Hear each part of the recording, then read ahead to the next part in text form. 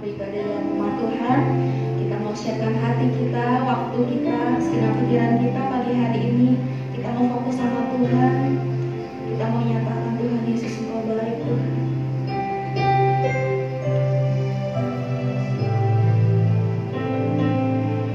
Engkau Bapa yang sangat baik bagi kehidupan kami Tuhan. Kami sangat mengasihi-Mu Tuhan Yesus. Terima kasih Tuhan Yesus. Terima kasih Bapa.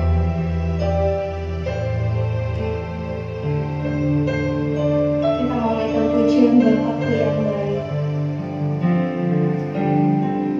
Bapakku yang baik, Kau sangat ku cinta, lebih dari segalanya di dalam hidupku. Bapakku yang baik, Engkau yang ku perlu, lebih dari segalanya. Kasih-Mu bagiku tak pernah berakhir, tak pernah berakhir. Kasih setiamu selalu nyata dalam hidupku, tak pernah berhenti berharap padamu. Yesusku, Kau segalanya.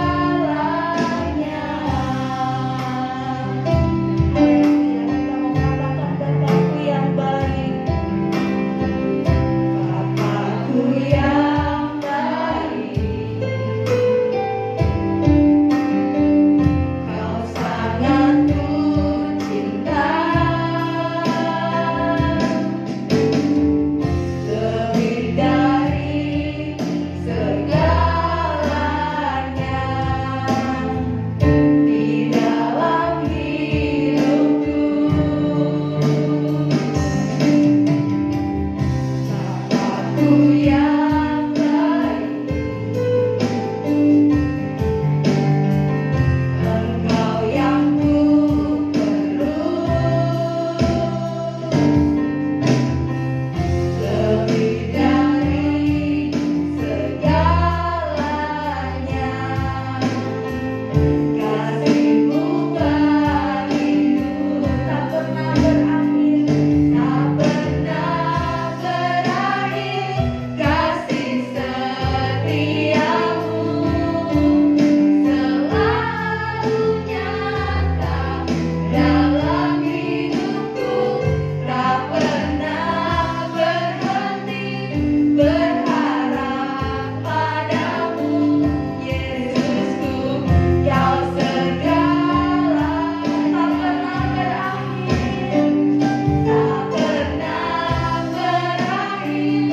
Kasih setiamu selalu nyata dalam hidupku, tak pernah berhenti berharap padamu. Yesusku, Kau segala. Mari jangan saja nyanyikan Bapakku yang baik. Bapakku yang baik, Kau sangat ku cinta, lebih dari segalanya di dalam hidupku. Bapakku yang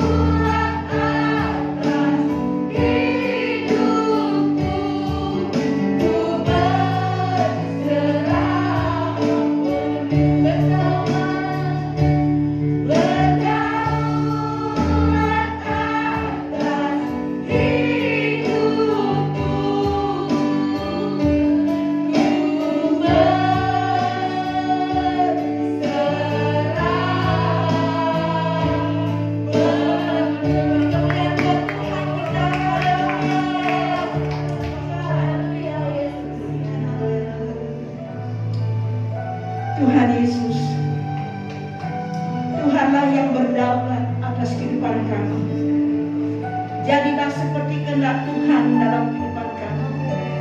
Saat ini Tuhan, hari ini, jam ini, waktu ini Tuhan, Tuhan memberikan kami kesempatan untuk memuji-muji Tuhan, untuk meninggikan Tuhan, untuk mengalami lawatan kuasa Tuhan, dan untuk diberkati oleh Tuhan. Kami bersyukur Tuhan. Kami bersyukur kalau kami saat ini ada di rumah Tuhan.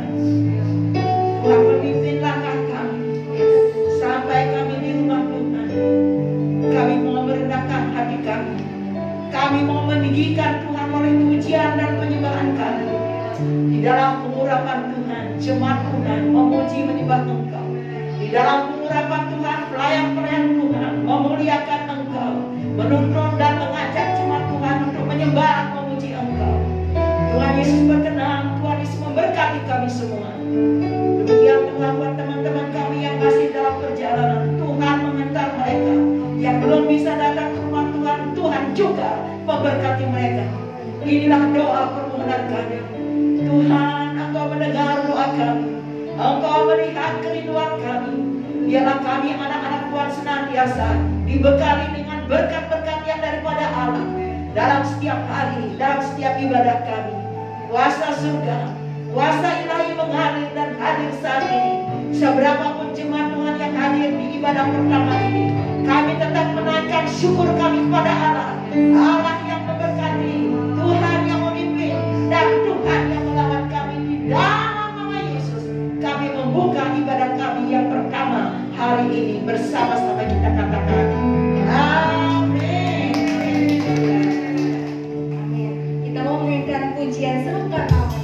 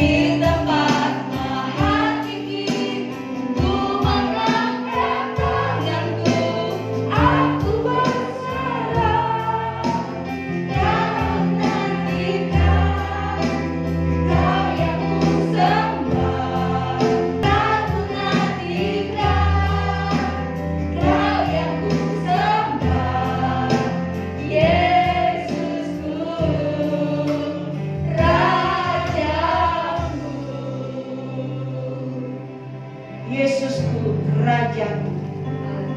Tuhan, Engkaulah satu-satunya yang aku nantikan saat ini. Tuhan Yesus, Engkaulah satu-satunya yang kami sembah saat ini. Tuhan Yesus, Engkaulah satu-satunya yang menolong kami, yang menguatkan kami, yang memberkati kami saat ini. Kami perlu Engkau, Tuhan. Kami perlu Engkau, Allah. Kami perlu kuasa jamahan Allah. Kami perlu roh Allah menyalakan roh kami. Kami perlu hati ini dibuka oleh kuasa Allah, supaya hati ini menjadikan tanah yang subur, yang diisi, ditanami benih firman Allah oleh kekuatan kuasa roh Allah. Haleluya, haleluya, haleluya. Haleluya, haleluya, haleluya. Haleluya, haleluya. Tuhan Yesus, terima kasih buat kehadiran-Mu. Terima kasih buat lawatan-Mu yang ajaib. Terima kasih kalau Engkau membangun iman kami saat ini.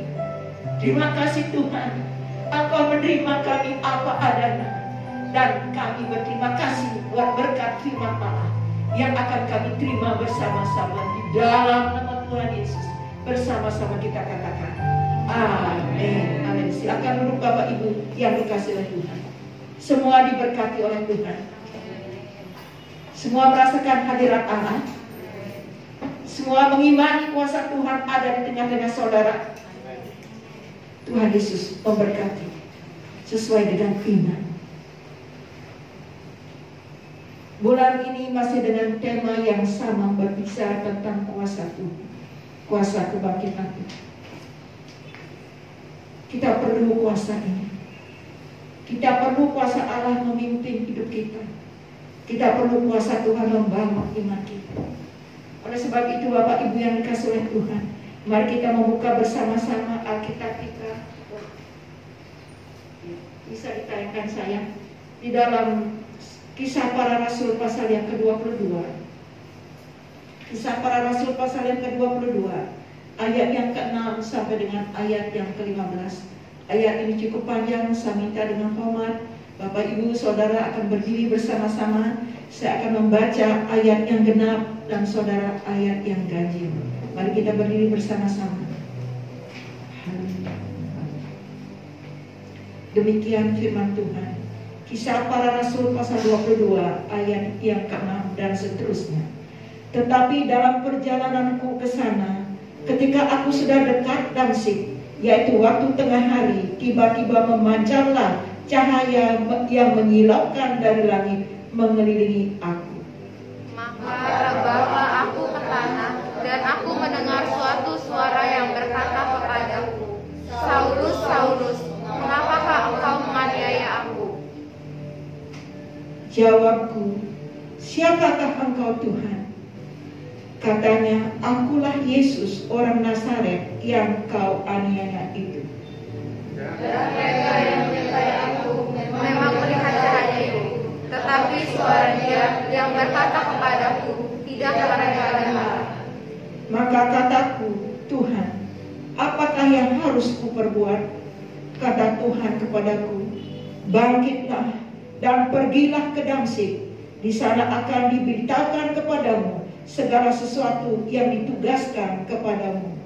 Dan karena aku tidak dapat melihat oleh karena cahaya yang menyilaukan mata itu, maka kawan-kawan seperjalananku memegang tanganku dan menuntun aku ke Damsyik. Di situ ada seorang bernama Ananias, seorang saleh yang menurut hukum Taurat dan terkenal baik di antara semua orang Yahudi yang ada di situ. Ia datang berdiri di dekatku dan berkata, Saulus, saudaraku, bukalah matamu dan melihatlah. Dan seketika itu juga aku melihat kembali dan menatap Dia. Lalu katanya, Allah nenek moyang kita telah menetapkan engkau untuk mengetahui kehendak-Nya, untuk melihat yang benar, dan untuk mendengar suaranya yang keluar dari mulut-Nya. Sebab engkau harus menjadi saksinya terhadap semua orang tentang apa yang kau lihat dan yang kau dengar. Dan sekarang, mengapakah engkau masih ragu-ragu? Bangunlah, berilah dirimu dibaptis, dan dosa-dosamu disucikan sambil berseru kepada nama Tuhan. Puji Tuhan. Silakan duduk. Dan saudara yang dikasih oleh Tuhan, ayat-ayat ini menceritakan bagaimana Rasul Paulus dia bersaksi di hadapan orang Yahudi waktu ia ditangkap dan dibawa ke markas. Di situ dia menceritakan kepada orang-orang Yahudi bagaimana awal mula dia berjumpa dengan Tuhan Yesus, mendengar suara Tuhan, dan mendapat penugasan daripada Tuhan. Dia menceritakan dengan detail, dengan panjang lebar, tapi cukup jelas. Dia menceritakan pada suatu hari dia akan pergi ke kota Damsyik bersama dengan timnya, kawan-kawannya, dengan tujuan untuk membinasakan iman orang percaya, untuk menyeret dan memenjarakan orang-orang yang percaya kepada Tuhan Yesus. Itu tujuan awal. Namun tujuan ini dihentikan oleh Tuhan Yesus sendiri di tengah perjalanan waktu dia pergi ke kota Damsyik. Bagaimana cara Tuhan menghentikan langkahnya? Dia bersaksi, tiba-tiba saja dia melihat cahaya kemuliaan Allah, cahaya ilahi itu menguasai dia, dan cahaya itu begitu menyilaukan yang membuat dia rebah dan buta saat itu, dan dia tidak bisa berdaya. Dalam keadaan seperti itu dia bersaksi. Dia mendengar suara Tuhan Yesus yang lembut itu dan bertanya kepada Saulus, yang waktu itu namanya belum Rasul Paulus. Suara itu bertanya, Saulus, Saulus, mengapa engkau menganiaya aku? Saulus dengan keadaan yang tidak berdaya, dengan keadaan yang lemah, dia hanya bisa berbicara dan bertanya, siapakah engkau Tuhan? Lalu dia bersaksi, suara itu menjawab, akulah Yesus orang Nazaret yang engkau aniaya. Lalu dia juga bersaksi waktu dia mendengar suara itu bahwa itu adalah Yesus orang Nazaret yang dia aniaya, yang dia tolak. Lalu Saulus bertanya, Tuhan, apakah yang harus aku perbuat? Lalu suara itu mengatakan dengan jelas, pergilah ke Damsyik. Di situ akan diberitahukan kepadamu segala sesuatu yang ditugaskan kepadamu. Dengan jelas dan lantang dia bersaksi di hadapan orang Yahudi. Pokoknya dan seterusnya sampai dia di Damsyik. Tadi diceritakan bahwa dia bertemu dengan Ananias, orang Yahudi yang baik hati, dan Ananias ini menumpangkan tangannya berdoa, dan dia pun akhirnya menjadi melek atau kembali dapat melihat. Saudara, kalau kita renungkan ayat ini baik-baik, ada sesuatu yang agak mengganjal di pikiran saya, saudara, waktu saya merenungkan ayat ini. Terus Saulus waktu itu dia pergi bersama dengan timnya, bersama dengan kawan-kawannya dalam perjalanan itu dengan tujuan yang sama. Mereka semua melihat kuasa ilahi itu. Mereka semua merasakan kuasa ilahi itu yang menyilaukan, cahaya yang menyilaukan itu. Namun satu hal yang membuat saya agak sedikit mengganjal dan bertanya kepada Tuhan, mengapa hanya Saulus yang buta? Mengapa hanya Saulus yang mendengar suara itu? Bukankah mereka sama-sama berjalan? Bukankah mereka sama-sama merasakan, melihat cahaya ilahi itu? Kenapa hanya Saulus?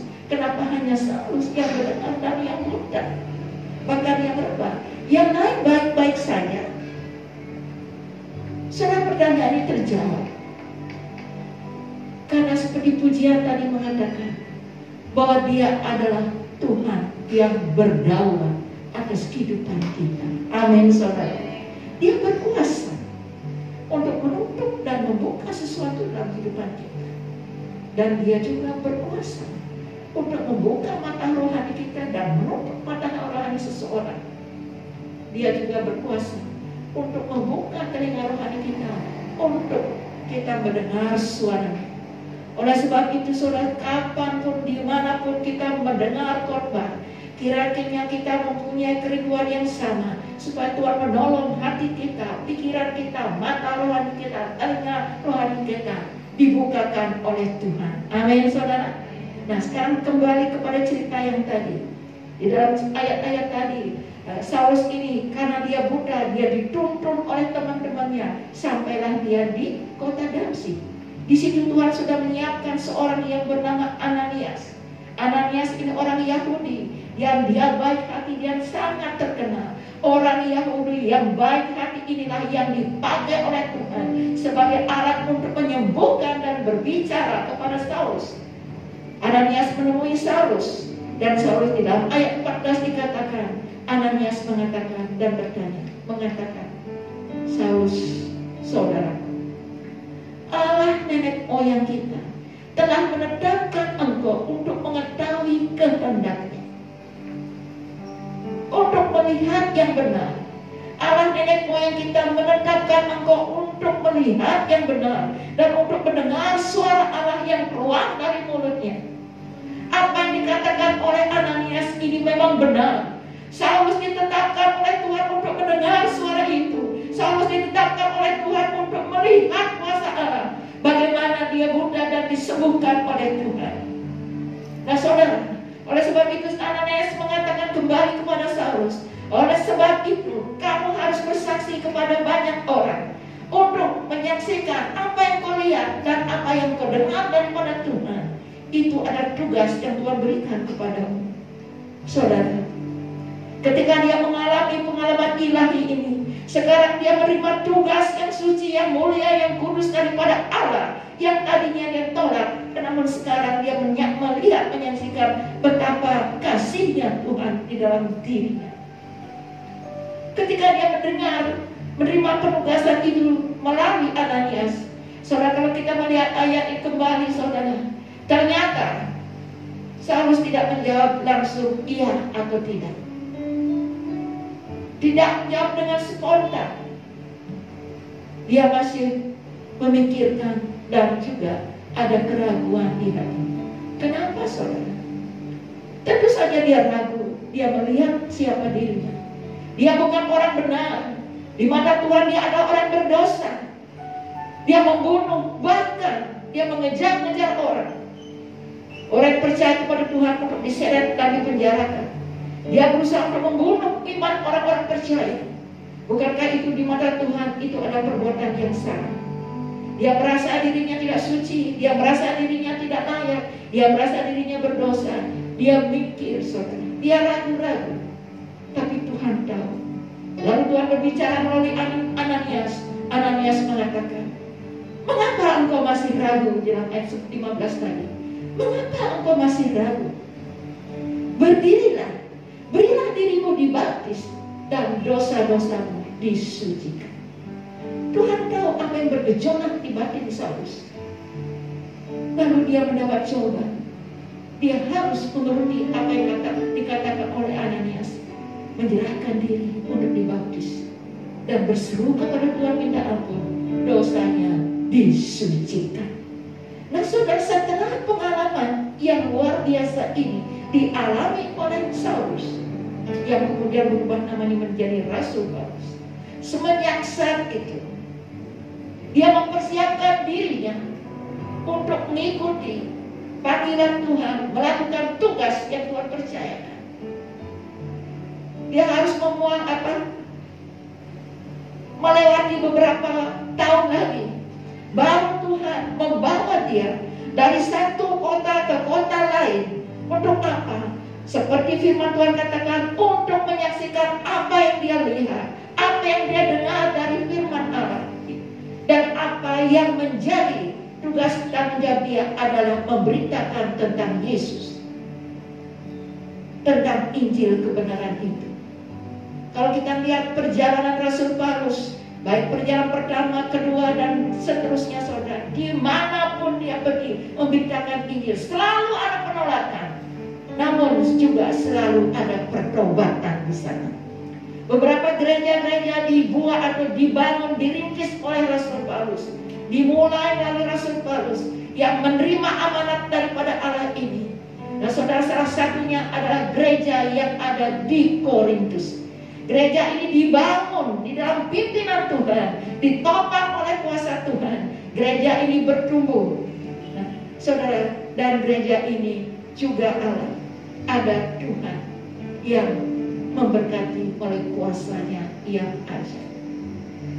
Nah saudara, kita belajar gereja Korintus adalah gereja yang didirikan, dimulai, dirintis oleh seorang rasul yang bernama Saulus atau Paulus, yang langsung menerima firman atau penugasan daripada Tuhan sesuai dengan cerita yang tadi saya sudah sampaikan. Nah, gereja ini dibangun oleh atau didirikan oleh Rasul Paulus ini tidak sendiri, nggak bisa kerja sendiri. Bersama dengan sepasang suami istri yang bernama Aquila dan Priscilla, dan juga dengan tim rasuli yang lain. Nah, setelah gereja ini berdiri, lalu Saulus meninggalkan Korintus, menyerahkan pengembaraan kepada hamba Tuhan yang lain. Satu hal yang perlu kita ketahui, saudara, Korintus adalah kota yang subur, makmur, kaya secara ekonomi. Tuhan memimpin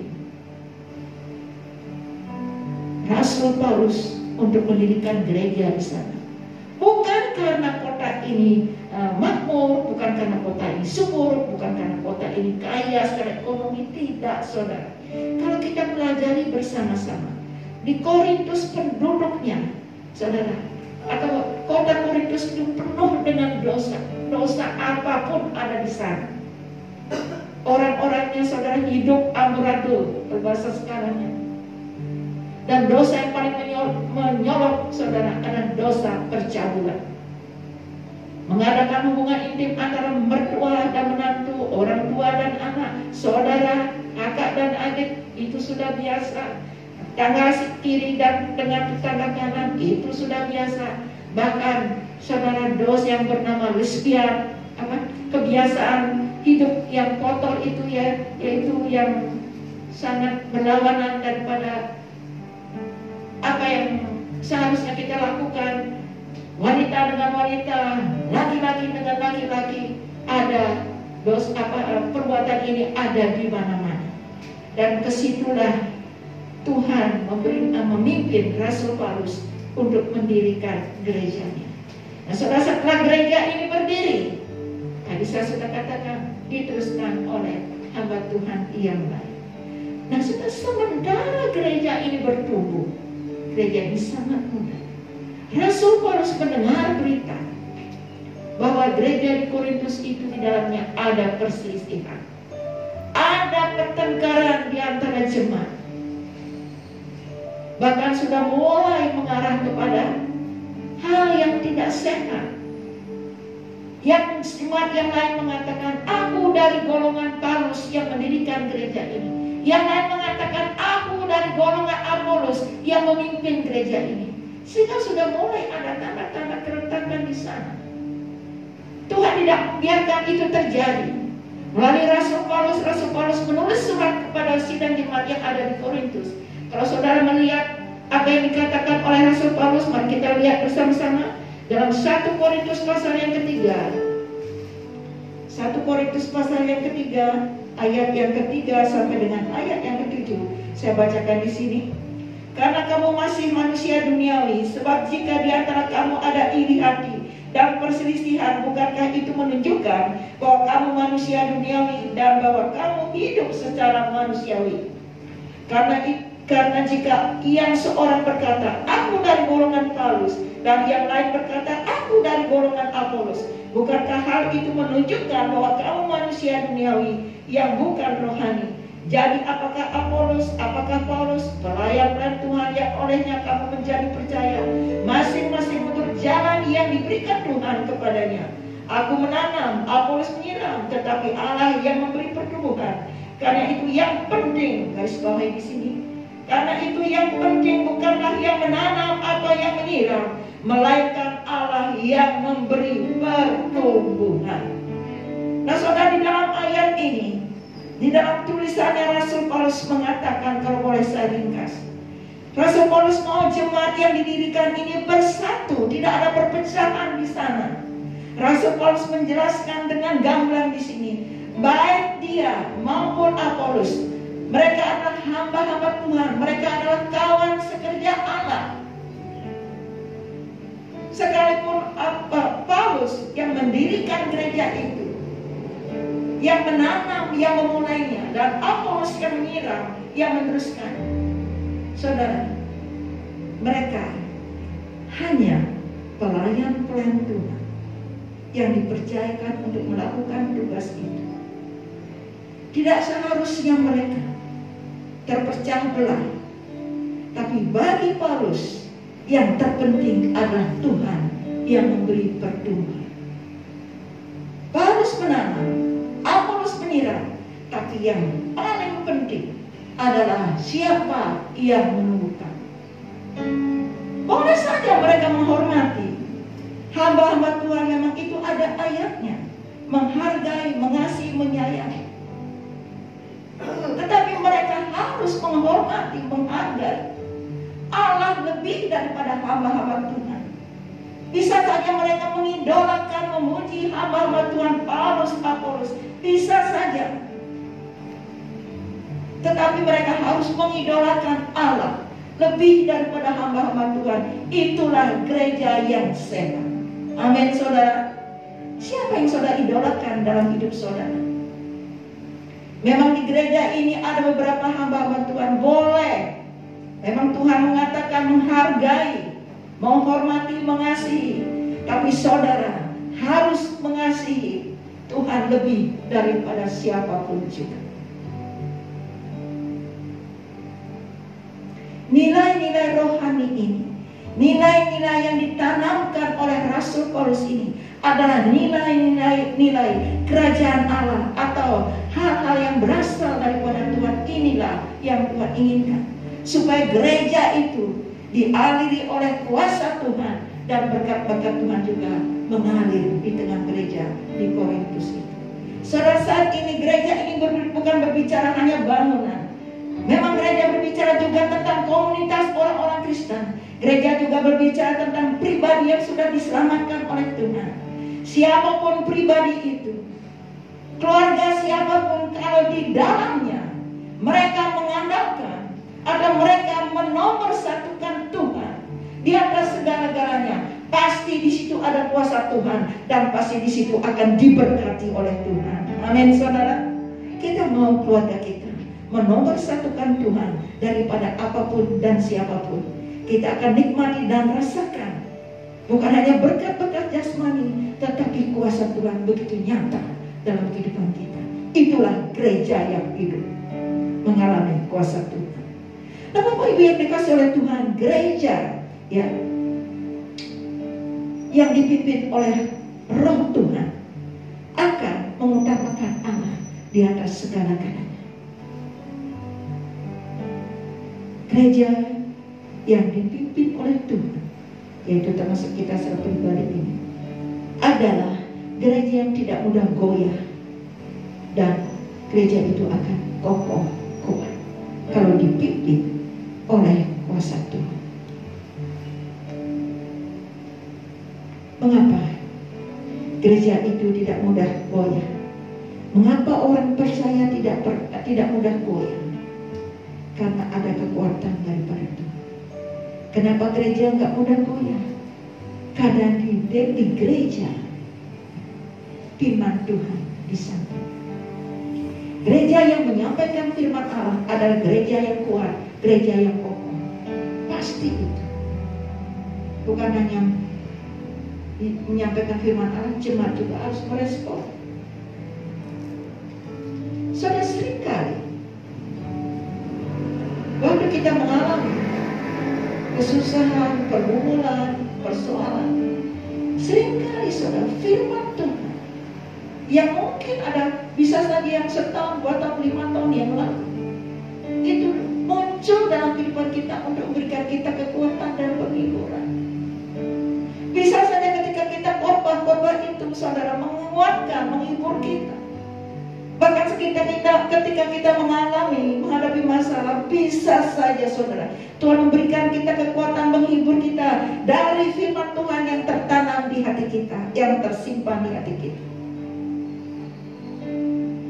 Saudara, tanggal 18 ya, yang lalu, beberapa hari yang lalu, saya dengan 2 hamba Tuhan yang lain, yaitu Bapak Tony dan Ibu Yeni Latif, yang pernah juga kita undang di sini, yang ada gembala sidang di Permata Senayan.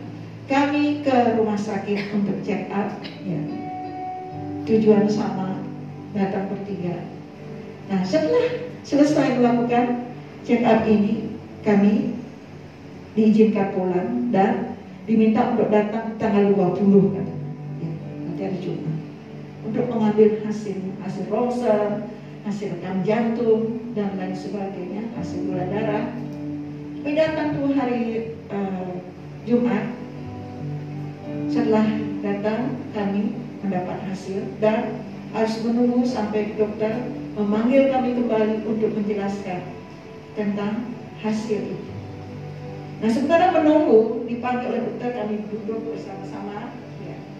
Ibu Yeni bilang gini sama saya, dia baca-baca, "Bu, itu hasilnya gimana?" Saya nggak tahu, saya nggak ngerti bahasa medis. Saya cuma pegang aja, "Coba lihat sini." Terus dilihat-lihat, terus dibilang, "Wah, ini ada pembesaran." Saya kaget. Apa ya? Jangan di hasil ronsen ini ada pembesaran. Ini tulisannya. Apa ya pembesaran? Maksudnya apa ya Bu Yeni? Saya biasanya kalau ada pembesaran itu ada batu. Wah, ini hantu ini batu. Kalau udah bilang ada batu, udah pasti pikiran langsung ke meja operasi. Wah, ada ciut juga hati. Udah, wah, tadi udah hilang-hilang gitu. Terus ada khawatir, ada cemas. Kok kudus baik sekali. Ketika saya mengalami hal itu, ya itu sama 10 menit saya rasakan nggak enak sekali pikiran, ke meja operasi dan sebagainya. Terus saya berpikir lagi, saya masih punya prudensial, saya masih berpikir lagi ada BPJS dan lain sebagainya. Nggak enak sekali. Roh Kudus bilang kepada saya, Tuhan dapat membuat yang besar menjadi kecil, yang kecil menjadi besar. Waduh, tenang saya, firman itu jelas sekali. Mulai tenang, waktu nama saya dipanggil, saya datang menghadap dokter, dokter menjelaskan yang dimaksud dengan ada pembesaran itu dikatakan ini di jantung ibu ada pembesaran, terus gimana dok? Ini baru sedikit kok, nggak apa-apa. Ibu ada tekanan darahnya agak tinggi, iya ini juga mempengaruhi. Nah saya harus jaga nih tekanan darah karena tidak minum obat, masalahnya di situ. Nah Bapak Ibu yang dikasih oleh Tuhan, tadi saya katakan gereja yang kuat adalah karena, kenapa gereja itu kuat? Karena ada firman Tuhan yang diberitakan, yang tersimpan di hati kita. Gereja itu kuat karena ada aturan-peraturan yang diajarkan oleh gereja. Ada aturan-aturan di gereja. Aturan itu kita ambil dari firman Allah. Siapapun yang mengikuti aturan-aturan dan mentaati peraturan-peraturan yang sudah ditetapkan oleh gereja yang didapatkan berdasarkan firman Allah, saudara, tipis kemungkinan untuk bisa goyah, tipis kemungkinan untuk bisa tersandung, tipis kemungkinan untuk kita jatuh dalam dosa kalau kita mengikuti aturan-aturan yang diajarkan oleh Tuhan di dalam gereja. Gereja itu kuat karena di dalam gereja itu ada hamba-hamba Tuhan yang dipilih, dikuduskan dan diurapi dan diutus oleh Tuhan. Tadi saya sudah singgung tentang Rasul Paulus. Bagaimana dia diutus, bagaimana Tuhan berbicara. Di gereja pun ada hamba-hamba Tuhan yang sudah ditetapkan, diutus, diurapi oleh Tuhan sebagai penyambung lidah Tuhan.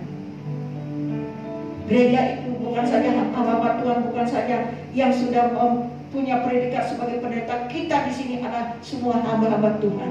Kita dipakai oleh Tuhan untuk menjadi penyambung lidah Tuhan, untuk saling menguatkan satu dengan yang lain. Amin, saudara. Tugas kita saling menguatkan satu dengan yang lain. Bukankah Tuhan katakan dalam Roma 1 ayat 2, persembahkanlah hidupmu, tubuhmu sebagai suatu persembahan yang hidup, yang kudus dan berkenan di mata Allah. Itulah ibadahmu yang sejati. Jangan katakan dirimu beribadah kalau engkau tidak memakai lidah kita untuk menguatkan satu dengan yang lain.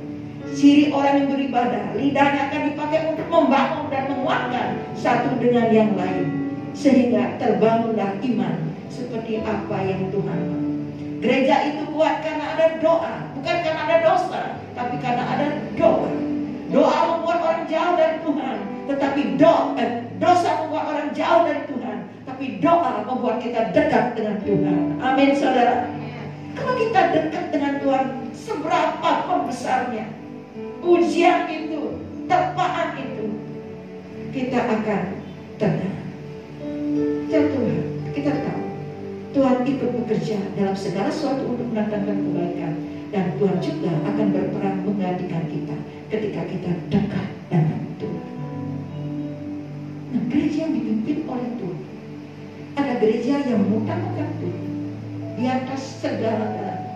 Gereja yang ditopang oleh kuasa Tuhan, di dalamnya ada firman Tuhan yang diberitakan. Lalu yang ketiga, gereja yang ditopang oleh kuasa Tuhan, gereja yang dipimpin oleh kuasa Roh Kudus, ada gereja yang berbuah. Buahnya apa? Tentu saja buah roh. Di dalam Galatia pasal 5 ayat yang ke-22, ada yang hafal di sini ayat ini? Galatia 5 ayat 22. Rasul Paulus yang menerima panggilan itu, Rasul Paulus yang mengalami lawatan itu mengatakan buah roh itu di dalam Galatia pasal 5 ayat 22. Buah roh itu adalah kasih, sukacita, damai sejahtera, kesabaran, kemurahan, kebaikan, kesetiaan, kelemah lembutan, dan penguasaan diri. Gereja yang dipimpin oleh kuasa Allah harusnya menghadirkan buah roh di dalam hidupnya. Memang kita belum sempurna. Tidak semua buah roh ini nampak dalam kehidupan kita. Mungkin ada 3, mungkin ada 4. Yang pasti bukan hanya 1, saudara. Sesuai dengan proses Tuhan, sesuai dengan waktu berjalan, saya yakin buah roh itu akan bertambah-tambah dalam kehidupan kita. Orang yang dipimpin oleh Roh Allah pasti akan menghasilkan buah Roh Kudus ini. Saudara, di sini kita semua kalau bicara tentang buah, siapa yang suka buah di sini? Ada yang nggak suka buah? Ya, semua suka ya. Ya, saya punya cucu yang suka datang itu, saudara. Waktu dia masih kecil, dia suka bilang, oma, oma. Baru-barunya saudara, saya belum ngerti. Oma, oma, mau buah apa? Mau buah apa? Saya nggak ngerti dia buah apa. Nah kan mami bilang mau buah apel, dia suka apel. Ada satu lagi sukanya, oma, oma, dedek mau anggur. Apa? Anggur. Itu suka dia. Tapi dikasih juga buah-buah yang lain. Nah waktu kita survei ke puncak beberapa hari yang lalu, pagi-pagi saya pergi dengan seorang ibu Hendra, ya. Saya melihat ada pisang, waduh mondok sekali, sepertinya matang di pohon. Belilah pisang, bawa ke villa. Saya pikir habis nggak sih ini? Ternyata waktu kita pulang buah pisang itu habis. Ternyata bapak ibu yang ikut itu ternyata suka dengan buah. Kita suka buah kan? Gak tahu buah Robert sukanya buah apa. Mungkin David dan tahu gak Robert kesukaannya buah apa. Ya, Bu Eneng saya gak tahu sukanya buah apa. Bu Asia gak tahu juga. Tapi yang pasti Bu Asia suka buah. Bikin rujak luar biasa. Semua buah ada di situ. Dia suka buah. Kita masing-masing punya kesukaan tentang buah. Tetapi saudara, buah yang kita suka lebih dari satu. Tapi Tuhan sangat suka dengan buah. Satu buah saja yang Tuhan suka di dalam hidup kita, yaitu buah Roh Kudus. Tuhan suka kalau kita menghadirkan buah Roh Kudus dalam kehidupan kita. Buah Roh Kudus yang kedua dikatakan sukacita. Kenapa seringkali orang tidak mengalami sukacita? Karena ada masalah. Itu bisa terjadi. Tapi salah satunya saudara, orang tidak mengalami sukacita karena tidak merasa puas. Tidak pernah merasa puas. Selalu merasa kurang. Sehingga tidak mengalami sukacita. Padahal firman Tuhan mengatakan, cukupkanlah dirimu dengan apa yang ada padamu. Kadang-kadang kita atau ada orang yang ingin mencukupkan dirinya dengan apa yang ada pada orang lain, sehingga tidak merasa mengalami sukacita. Dan buah roh yang pertama itu kasih. Kenapa kasih itu sampai hilang? Tidak ada lagi dalam hidup seorang, karena egois, mementingkan diri sendiri. Apa yang dapat kita pakai untuk mengukur apakah hidup kita ini dipimpin oleh kedagingan atau oleh Roh Kudus? Kita ada alat untuk mengukur kehidupan kita. Alat untuk mengukur apakah hidup kita ditopang, dipimpin oleh Roh Kudus adalah buah Roh itu. Mari kita lihat dalam diri kita masing-masing. Persembahkanlah yang terbaik yang disukai oleh Tuhan, yaitu buah Roh kita. Gereja yang dipimpin oleh kuasa Tuhan, gereja yang dipimpin oleh Roh Kudus akan mengutamakan Tuhan di atas segala-galanya.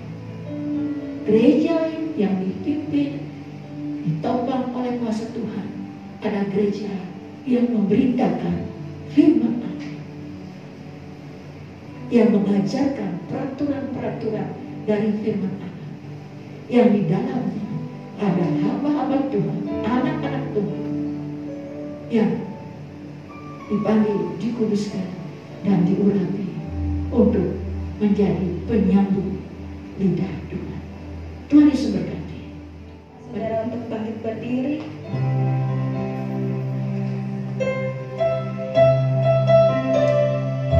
Kita mau siapkan hati kita untuk menerima doa berkat. Kita mau katakan hanya penyertaan Tuhan yang sempurna dalam hidup kami. Penyertaanmu sempurna, rancanganmu penuh damai, aman dan sejahtera.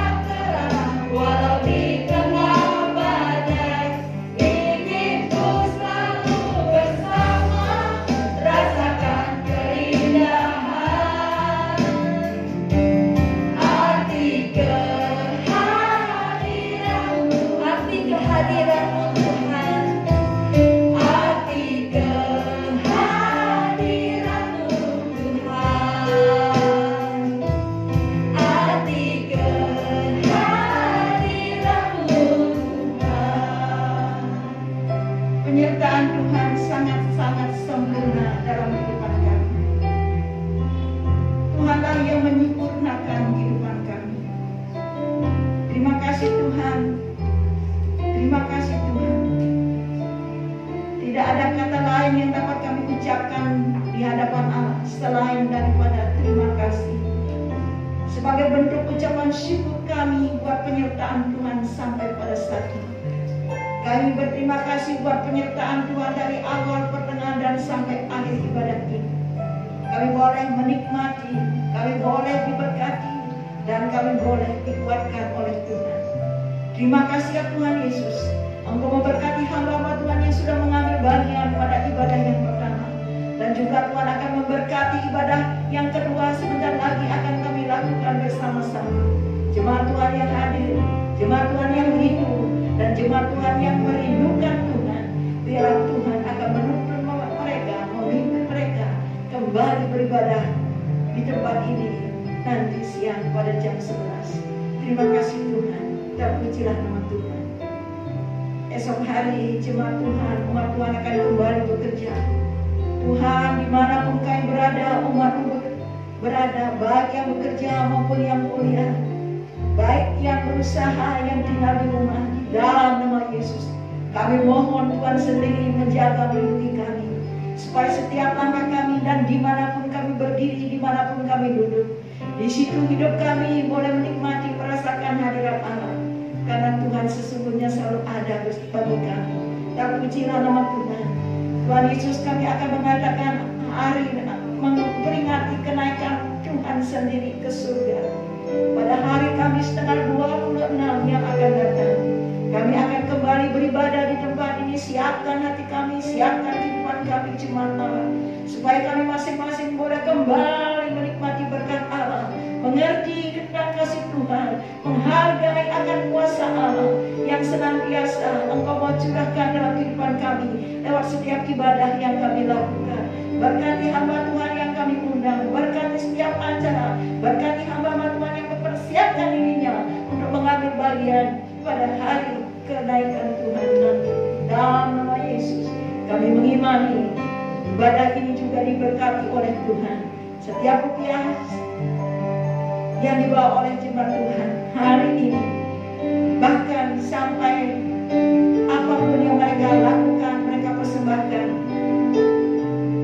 persembahan ucapan syukur, persembahan persempurnaan, janji iman yang dibawa oleh anak-anak Tuhan ke rumah Tuhan, yang dikelola oleh pengurus gereja.